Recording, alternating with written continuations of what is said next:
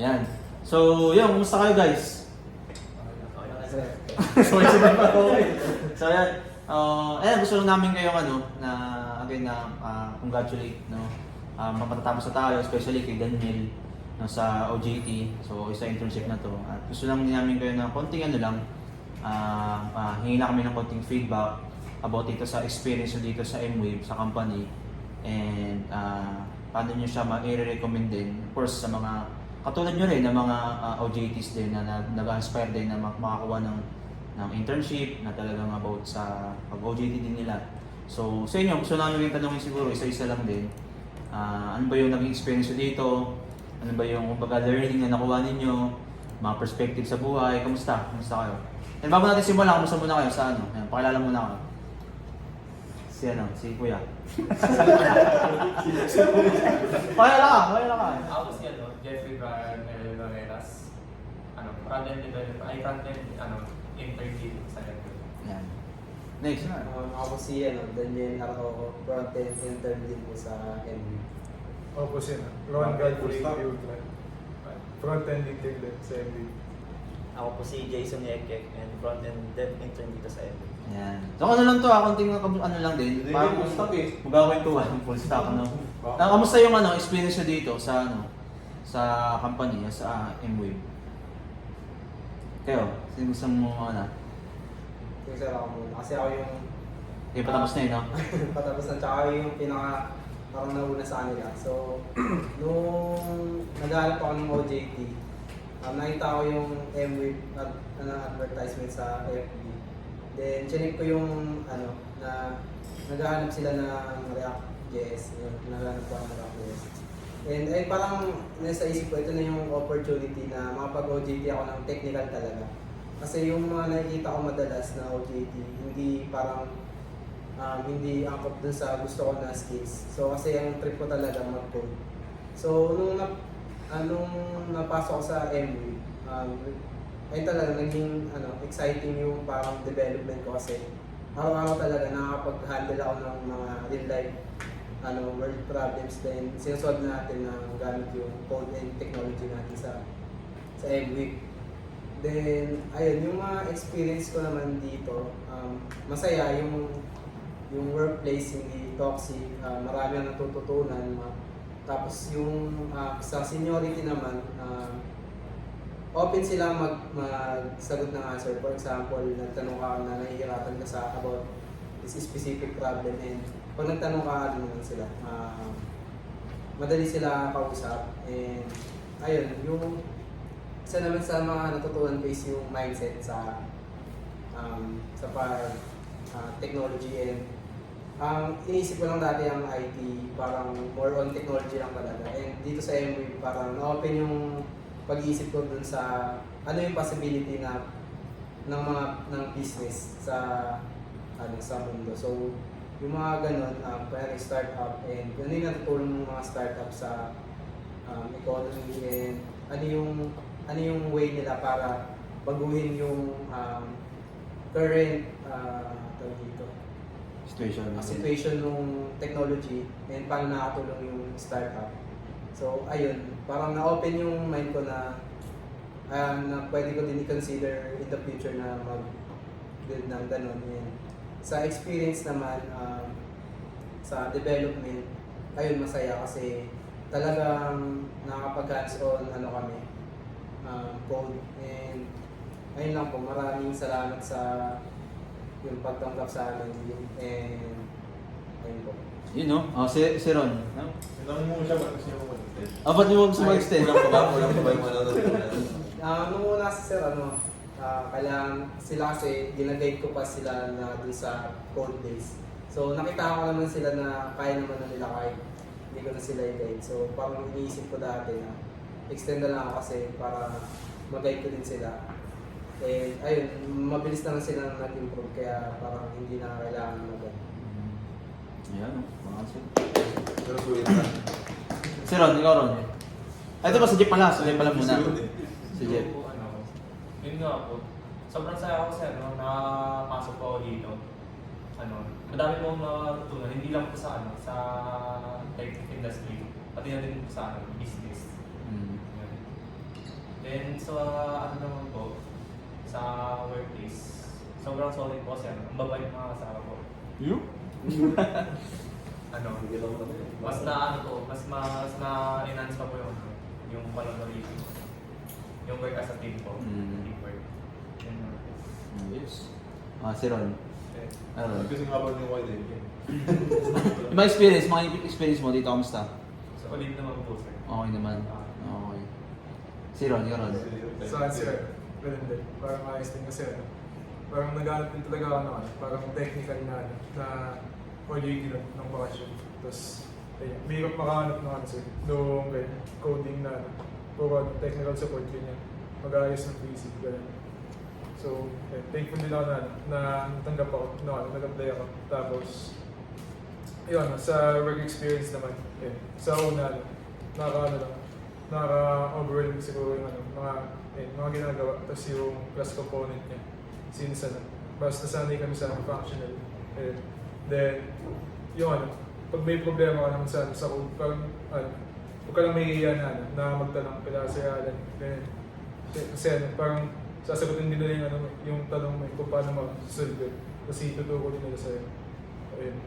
Ayos. Si Jason. Ako naman sir, di ba, nung mga nag-aaral po ng OJT na related about sa coding. Mm. And luckily, ano, may tumawag si Sir Andrew sa ano, about Pero before may mga na-apply ako na. meron na sir, pero ano eh, work from home and then parang more tech support ko lang.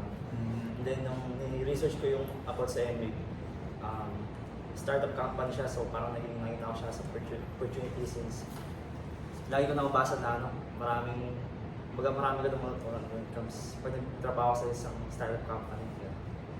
Then about sa experience naman sir, so far ano, maayos naman since yung environment hindi siya nakaka-pressure, binibigyan kami ng task, pero ginagawa naman namin siya and ano, hinahayaan lang kami kung anong gusto namin gawin. And then, about sa mga ano naman sir, seniority, so madali silang i-approach pag may mga questions ka lang.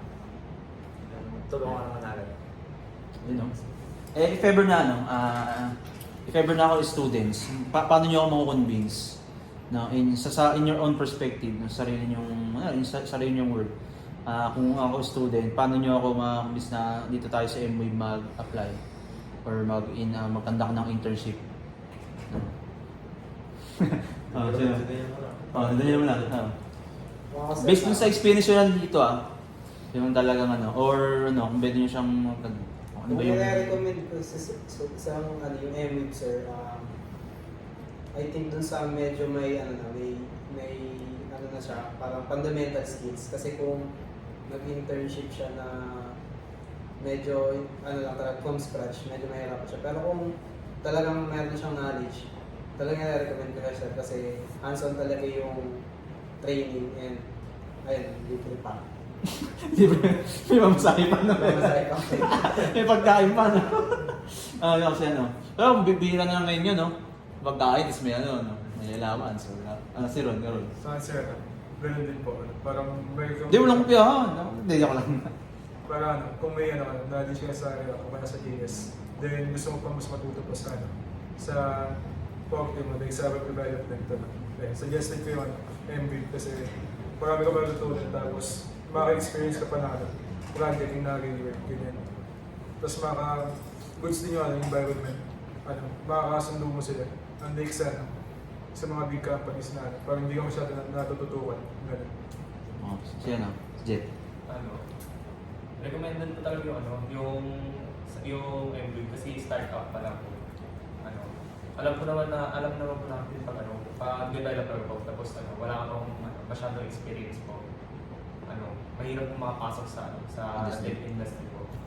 So dahil po dito sa MBA, pwede po nila matulungan yung mga students na papasok po sa tech industry para makagain ng mga working experience po.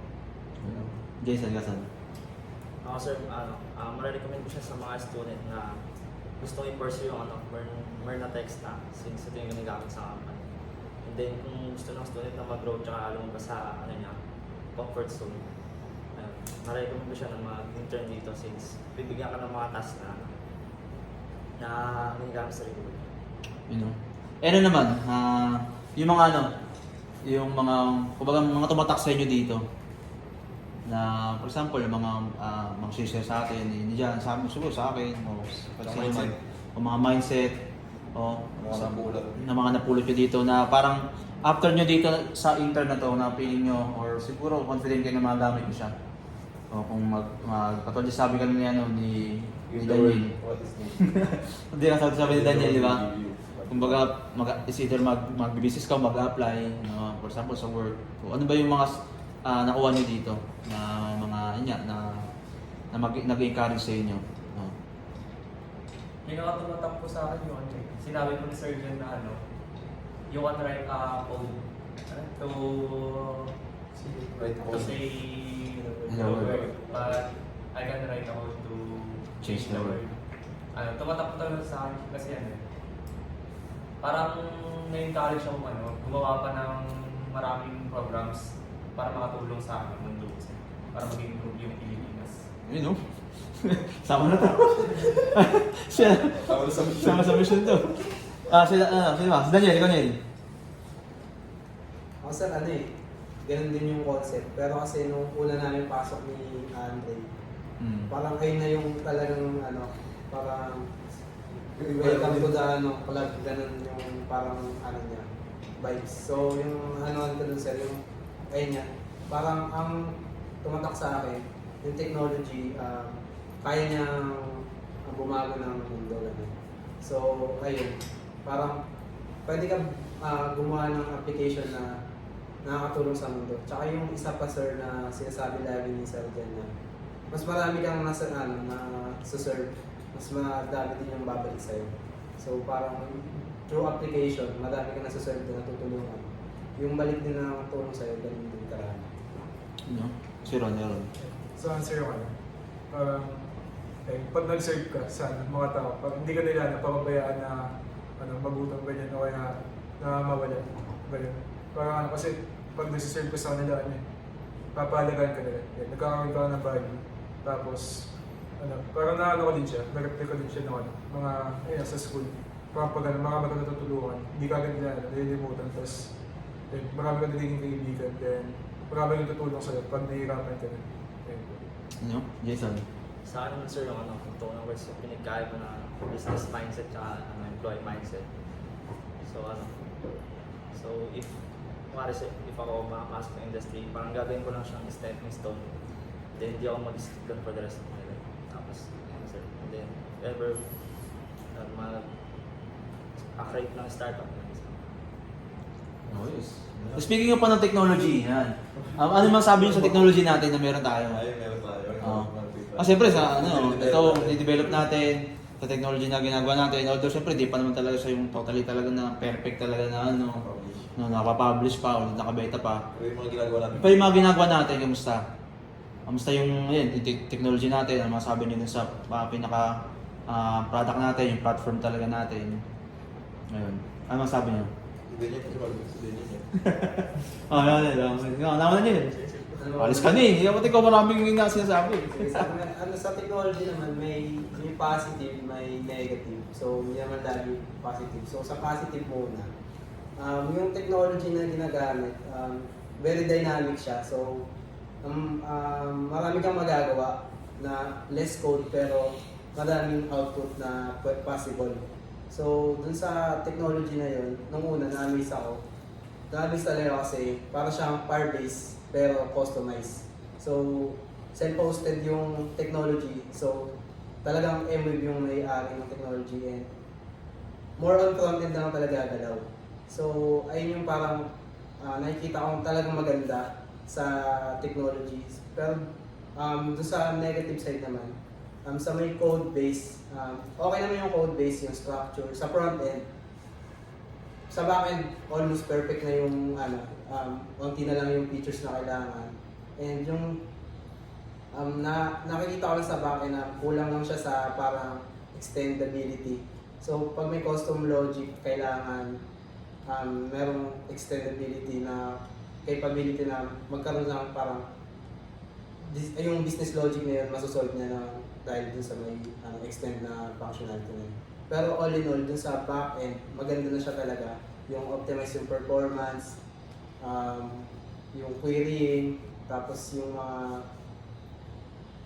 custom logic and algorithms. Talagang marami akong natutunan. Tsaka yung pinaka-nagustuhan ko dun is yung architecture ng code. Kasi ayun talaga yung parang hinahanap ko na kasi pag nagko-code ako basta gumana, okay na yun. Pero ngayon, parang natutunan ko paano mag-structure ng code. And ayun, nagagandahan ako dun sa pinaka-design nung sa backend. So baka gayahin ganun sir. Gaya mo. So sa front-end naman kasi more on back-end talaga yung parang technology. Sa front-end naman, yung mga components, Andiyan na. okay siya, maganda. Talagang ready to use na. So, ang problem lang dun sa pag naninibago yung mga bagong intern sa class components. So, madalas talaga kasi ang natututunan na sa una ng mga beginners is yung functional. So, yung tingin ko yung class sa front-end, hindi siya ganun ka-effective sa mga bagong salpak na intern. So, dun na, okay naman. Overall, masabi mo. Overall naman, ganun talaga. Kung i-rate mo 1 to 10, mga ganun. 1 to 10 sir, Huwag 11 ha, hanggang 10 lang. mga 8.5. No? Malakas-takas na rin, no? Yan. Si Jeff, ikaw Jeff, kumusta? Pinamasabi ko lang po dun sa technology po na ginagawa. Sobrang laki ng potential niya kasi sobrang bilis po mag-develop ng mga apps kasi wala ka na pong gagawin sa backend. Para i-call mo na lang po ng i-call dun sa frontend ka lang po gagalaw. Then yung pinaka-overall rate ko mga 8-10 po. Yun, no? Sir, hindi ka ron. So, sir, ganun din po. Para ang bilis na gumawa ng app. Ganyan. Tapos yung paggawa ng database, mabilis na lang din. Tsaka yung pag-connect niya, tatawagin mo na lang. Ganun. Tapos like, minsan lang din sa problema sir siguro, yung sa class component niya po, parang hindi yung sanay. Pero nakakaral naman siya. Natap naman, no? Then, yung sa din sir, pag-structure ng code, like kung saan may lalagay yung mga files mo, ganun. And then yung isa sa natutunan ko din. Then, ayun no. Gaya mo rin. Sige. So, so far, maganda naman yung technology since sa frontend pa lang yung na-explore ko. And frontend. Hindi pa na yung bakay, no? Frontend pa lang talaga. Okay. And about sa technicalities, wala pa ako masyadong masabi. Pero so far, maganda naman yung answer, especially mga components. And natutunan ko sir, mag-backlog ng mga codes, especially sa class component. Since first time kong encounter ko. And pag-rate ko naman sir, 9 over 10. No? Ayos ah. Okay na. Okay na. Okay na. Wala tayo, wala si Paul. Thank you. Bahala si Paul.